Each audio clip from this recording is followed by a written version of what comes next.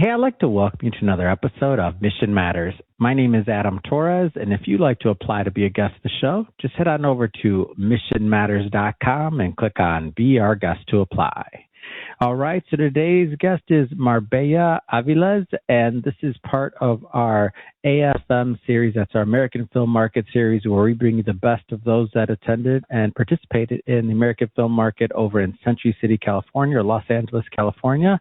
And Marbella is the writer, a producer, an actress, and creator of Stories of Love, Sex, and Other Things. That's the TV series and the book series. Marbella, welcome to the show. Hello, Adam. Thank you for having me. And yes, that's right. All right. So I definitely want to get into what your work, so Stories of Love, Sex, and Other Things. By the way, great title, but I'm sure you've been told that a million times. But before we get into that, I do want to talk a little bit about AFM, so American Film Market. Had you been in the past? Was that your first time attending? Give me some of the background, please. Yeah, I've been a few times before, but this time was by far the best because I keep hearing that. People were saying that, like it was one of the better ones, right? Yeah, the speakers were amazing. Honestly, I mean, the conferences were so interesting and so rich. I really enjoyed it, and the networking is like it's great. Like you get to meet amazing people, so I really enjoyed it. That's awesome. So, what brought you there? Were you pitching something? Were you looking for content? What brought you to the conference in general? Yeah, I was promoting a documentary about fentanyl, which is a very different thing from my series, the Stories of Love, Sex, and Other Things. This is a very, very serious topic. And so I would say, it's very different than that other title. I wasn't expecting you to say that. Please, I have to know some of the backstory. I can't let you off like that. Go ahead, please. Yeah, well, because, I do tons of different stuff. So I do documentaries, TV series, theater, everything. So every time I find something that I think it can serve society, I will say yes, right? So this is a documentary, and we were kind of, pitching it. But as well, I was also working with the other one, the Stories of Love, Sex, and Other Things. Because I was also trying to put it out there in another platform or something. So I was kind of doing both things, and they both don't match. But it doesn't matter. Anyways, I had fun, and I met tons of interesting people. That's awesome. So let's get into your series. So Stories of Love, Sex, and Other Things. How'd you come up with that? Did the books come first, the TV, vice versa? Like, how'd that come up? Well, actually, everything started as a as a theater play. So I did this concept where people would go to the theater and they would vote they have like a long list of stories, and they would vote like what they want to hear tonight or see tonight.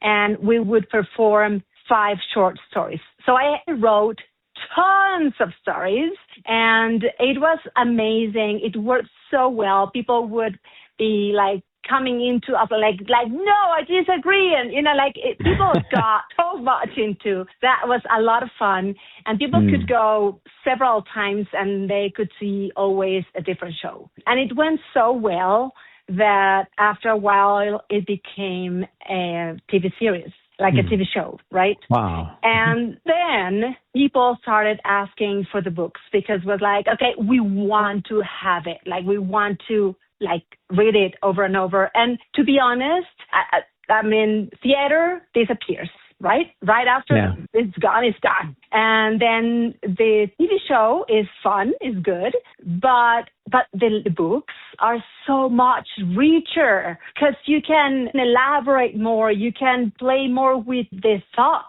and with the feelings. That, you can actually explain what the characters are feeling and thinking, and you can talk about the past and the future and everything. It's so much more fun, and I just love it. I just love it. Yeah. So what I'm doing with that is this is like a long-term plan, and this is kind of my mission. I'm doing one book every month. I'm publishing one book every month, and they are almost free. Honestly, it's like they are in Amazon, like Kindle Unlimited. And so if you have Kindle Unlimited, it's free. And if you don't, it's almost free. So my point is, I don't ever want a person to say, I can't afford it. And so here's my issue. My issue is that I'm a professional entertainer, but in the past, I could not consume entertainment myself, which is crazy. Right? Because we live in this world where everybody's telling you, you have to be successful and you have to work more and make more money and investments and learn and study more and be efficient and be productive and produce. So I felt that if I take a break, I would like be a loser. Okay. I had this sense or this feeling of guilt that was like, it was awful because like, I wanted people to consume my entertainment, but I couldn't do it. So I actually had to do some research for my well-being, and because I needed science to tell me it's okay. It's okay. And actually entertainment can make you more efficient. Yeah. I get that. And I know that for you, you're putting out a tremendous amount of content. I'm curious, what fuels your creativity? Like what keeps you going? And like you're talking about a book a month. That's amazing. Like what fuels that creativity? I hear stories all the time, and it's just like, and you hear it too. Like I just hear a piece of story and I write it down, or I think about it and I write it down, or I see a person doing something weird and I write it down. And from that, I just like elaborate and develop and just like keep going. I have no idea how I write. I always say my fingers write, not my head. Because usually, like when I'm thinking of a story, I'm during the day, during my day-to-day, like I'm having a shower or driving or whatever, I'm thinking about it, like kind of creating, but not really, not with the structure. And then when I sit down, I just let myself go and just flows. And then, of course, I read it, like I read it and read it and read it and change, right? But usually the first time I write, that is going to be the core, and that's it. Yeah. That's it. Yeah. I get it. I do get it. I want to talk about the book side of things because that's not getting as much play as it was in the past. I feel like I can't prove this by stats. I just know myself personally. I haven't maybe read as much as I'd like to. I listen to audiobooks sometimes, but the reading part, like why do we need to start reading again? I feel like this is a good reminder. Well, here's the thing. As I was telling you, I was feeling guilty of taking a break. So because really entertainment is we need entertainment for our well-being. We need to take breaks and we have to go to concerts and theater and everything. But you cannot just do that on a Wednesday morning, right?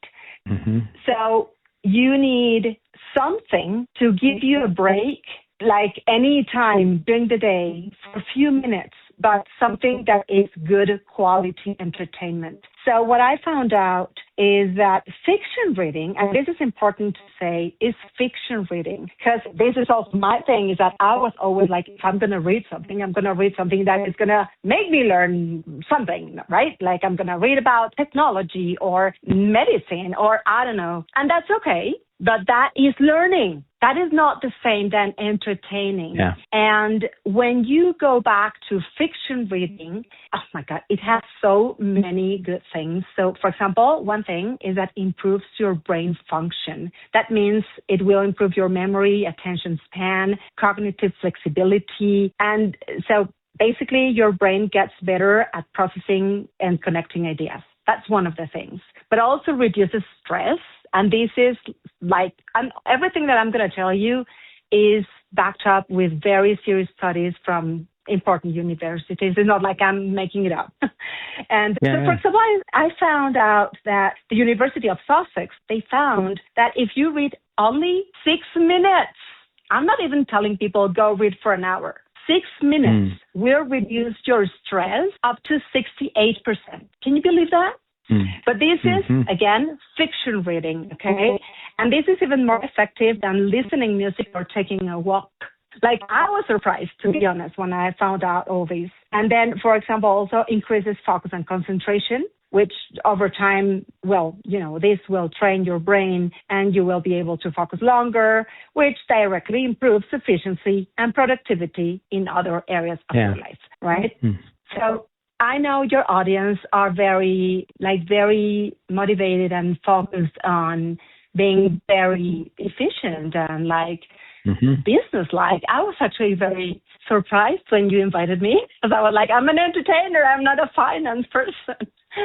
But this helps us being a lot better in any area of whatever you work in, right? And another thing, which is something we desperately need, is that fiction reading boosts empathy and emotional intelligence. And Adam, the world is falling apart.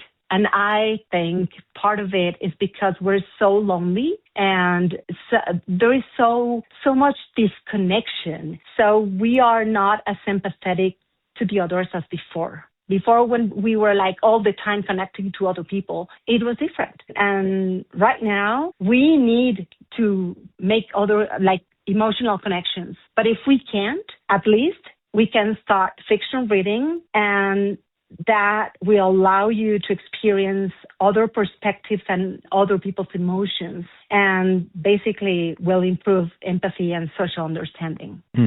So that, I believe, is something it can, without even knowing, it could improve our society, the quality of our neighbors and lives. I believe if people are happier, we all are going to be happier and better. So anyways, then the next one is that expands vocabulary and communication skills, of course.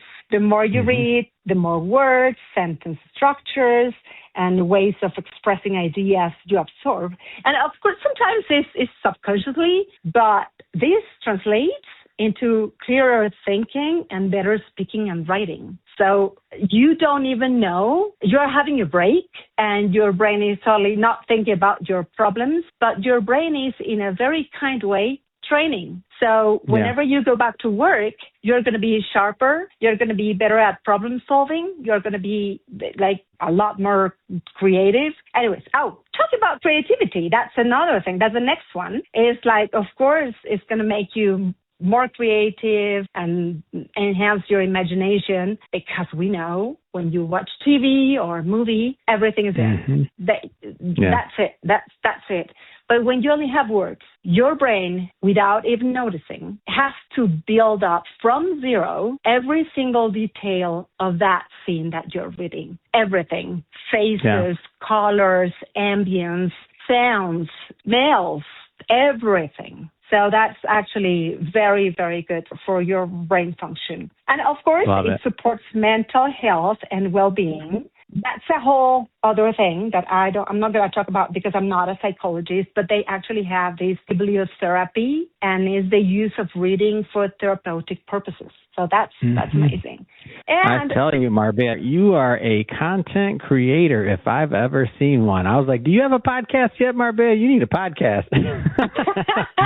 Soon. Well, that being said, Marbella, we're about out of time for this episode, but we're going to have to get you a podcast because you're good. But for now, how do people follow you? How do they connect? How do they follow you? How do they follow your work? Well, in Instagram, I'm as Marbella with double L. So it's Marbella _ Avilez, Avilez. So that's Instagram, and that's going to be the same in Facebook. And then in TikTok, I'm as Marbella, but Marbella, double L, actress. So honestly, and this is something I want to offer to your audience, if somebody really can't afford the books, shoot me a text or contact me, and I'm going to send you a free copy. It's okay. Oh, that's absolutely amazing. And for everybody listening, just so you know, we'll definitely put some links in the show notes so that you can just click on the links and head right on over and Speaking of the audience, if this is your first time with Mission Matters and you haven't done it yet, hit that subscribe or follow button. This is a weekly show. Each and every week we're bringing you new content. And I should say, actually, wait a minute, this is a daily show. I forgot what show I was doing for a minute there, Marbella. No, this is a daily show. Each and every day we're doing. I just got done recording my weekly show, which is my Las Vegas live show. And then that's once a week I put that one out, and that's covering events in Las Vegas. And I mixed them up, Marbella. See that? Well, for everybody listening again, this is that was an accidental shameless plug of Las Vegas Live. Go check it out. But this is a daily show, so each and every day we're bringing you new content, new ideas, and hopefully new inspiration to help you along the way in your journey as well. So hit that subscribe or follow button. And Marbella, thanks again for coming on the show. Thank you for having me, Adam.